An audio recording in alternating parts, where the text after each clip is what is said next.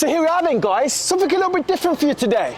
You know, in life we're all about raising people, edification, showing people the way, walking the road less travelled. Today I'm going to be spending 2 to 3 hours with one of my executive mentees, a 25-year-old man that goes by the title, nickname, of Harrison Cole. The reason I'm introducing you all to him today is because I have a profound belief in his ability to grow into something exceptional. The whole idea about being an influencer online isn't about searching for the likes, isn't about searching for the comments in your DMs. It's about getting a up-and-coming star like him and putting him on your platform. Harrison, introduce yourself, brother. Harrison Cole, CEO of Evolved Mindset, someone who you're all going to see a lot more of over the next 12, 24, 36 months. 3 years, 4 years, 5 years and 6 years. And onwards. Yeah, so one thing I just want to say now, all joking aside, being predominantly involved in the fitness industry, I'm looking to pioneer a new psychological space for up and coming young people that can reach a different demographic to himself. He's 25 years of age, he's from Essex and comes across with a completely different vibe to me.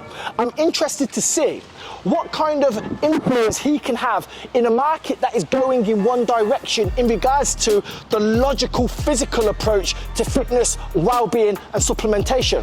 The whole idea over the next few years for me and Harrison is to pioneer the psychological understanding of physical change and growth. Enjoy the video.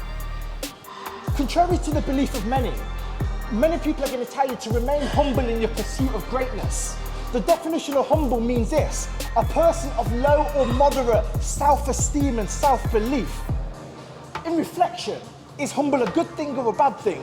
I'm sat next to one of the most assertive females that I've had the pleasure of coming across. What does assertiveness mean to you, and how has it served you in creating a global brand in glute wear and being an established IFBB professional bodybuilder?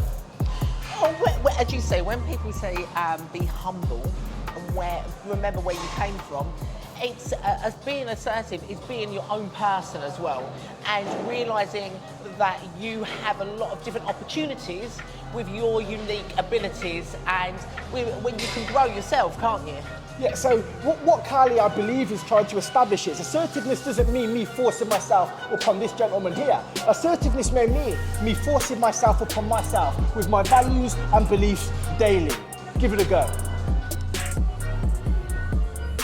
It's always going to be mind over matter. It's always going to be mind over matter. There'll be a moment or a time today where I think about throwing in the towel, and I'll tell you what I'll do with that towel. I'll wipe my ass with it. So what I'm looking to do now in today's session with Harrison, not only is he a mindset coach, but he's also an up-and-coming competitor, competing in around 15 weeks. Today's about testing his emotional resolve, right? How hard can he push against his own will? Let's face it, your mind recreates scenarios as you go through trauma, both good scenarios and bad scenarios. Today I'm going to take him to his physical limits to see what kind of self-talk he has. See if he's looking for a fucking way out or a way in. Down we go, let's go. I want 30 reps to warm up, let's go. Nice and confident, champ. Let's go. Control, head back.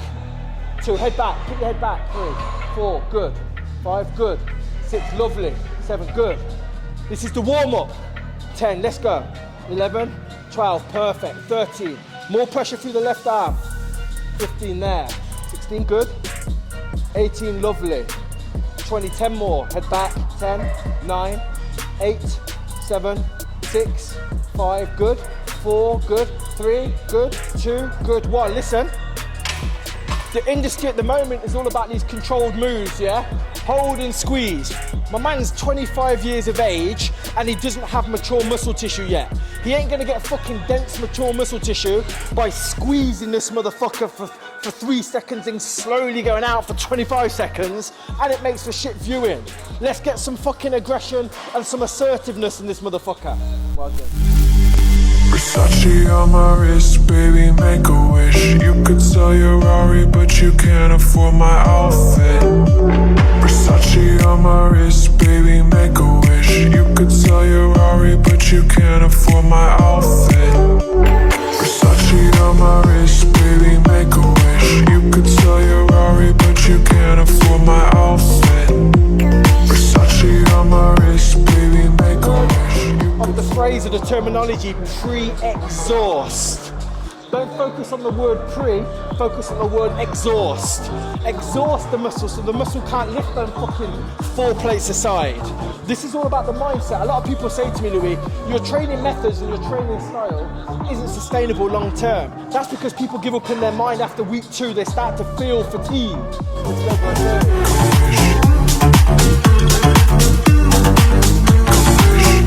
So what I'm explaining now to Harrison is like, when you go through certain experience, documentation and creating content off the back of an emotion you feel is what we call transparent and honest VDC, value-driven content.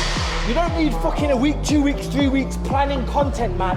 We have real-life experiences every single day based on application that will resonate more with the consumer than the rest of the pre-planned shit you lot are currently producing.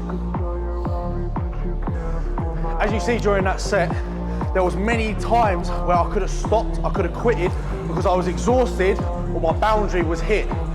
All about going through perceived boundaries, understanding where you want to stop and your body's telling you I can't do anymore, but your mind has to kick in at that point and be assertive and power through that.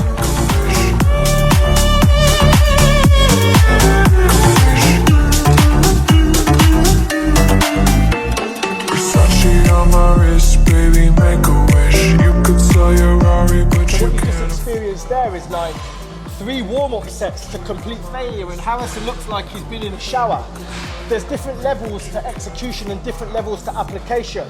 Over the past 2 to 3 months, Harrison started dieting and his strength has decreased a little bit.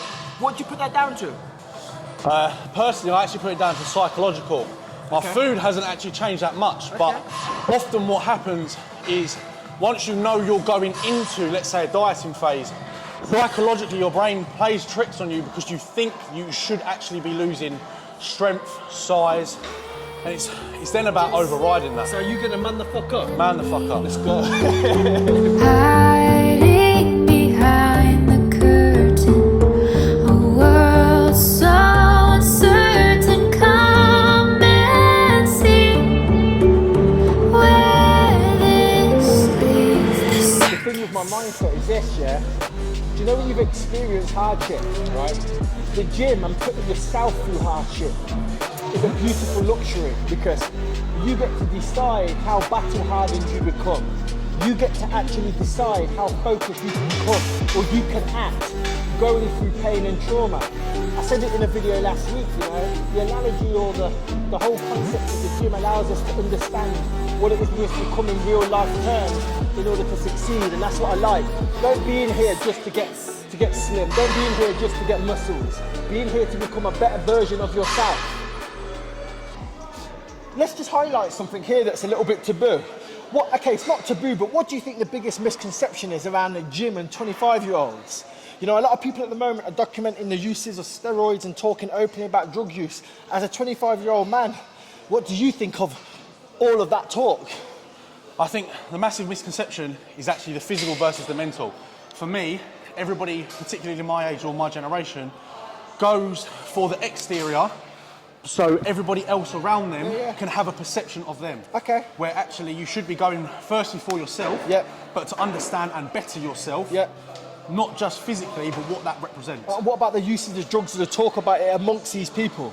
I think people should just stay in their lane. Stay in their lane? Stay in their lane. If people want to do it, do it.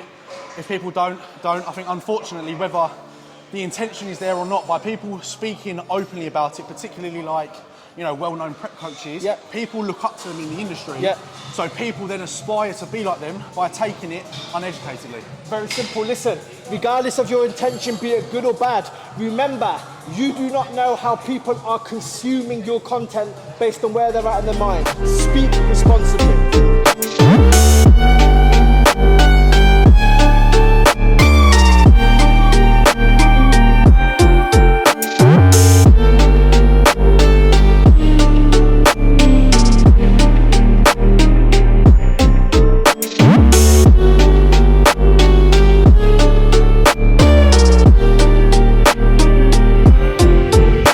A world of your imagination, living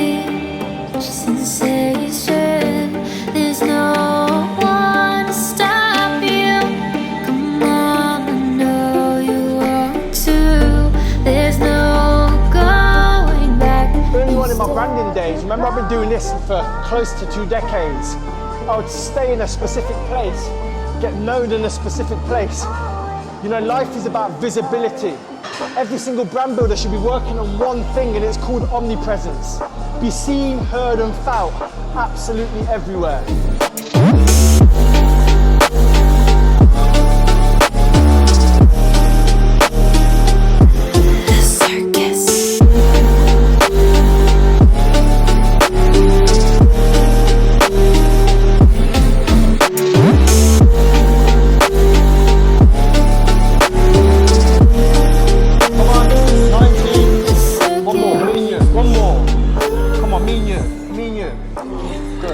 Look, I want to highlight something, right?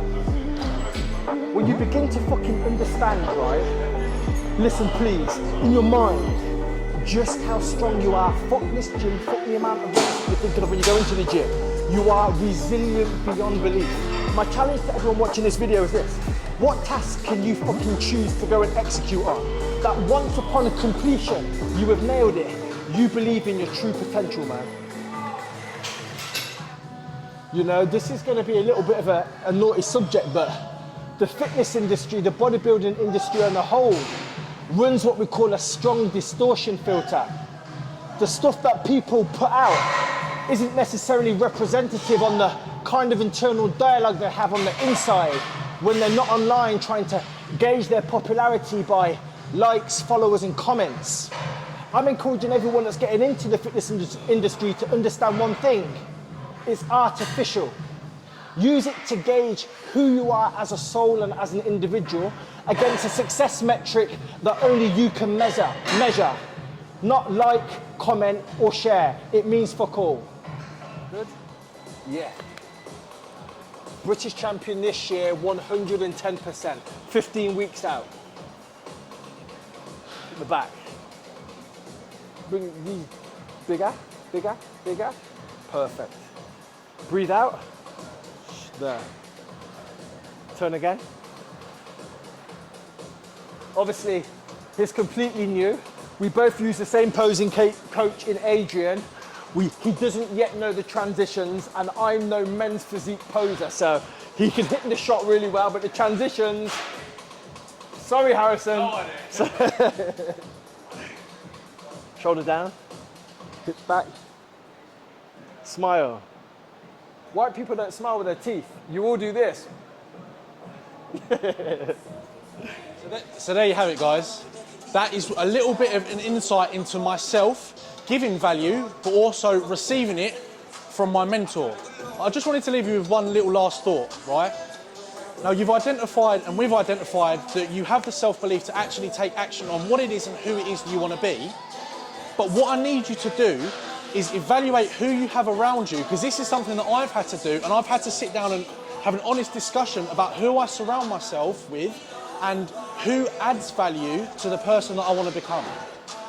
So then, guys, there you have it. Today you got a little bit of an insight into what I'm like in the gym with a business mentee of mine. Really learning and teaching people the whole concept of personal resilience and what it is that you're capable of should you be around the right people and get pushed in the correct way.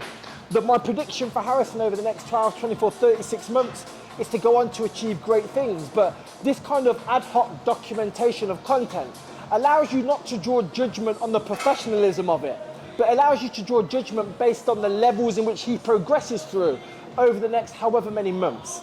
Please don't get it twisted. Any single one of us can show the idealistic life based on content production.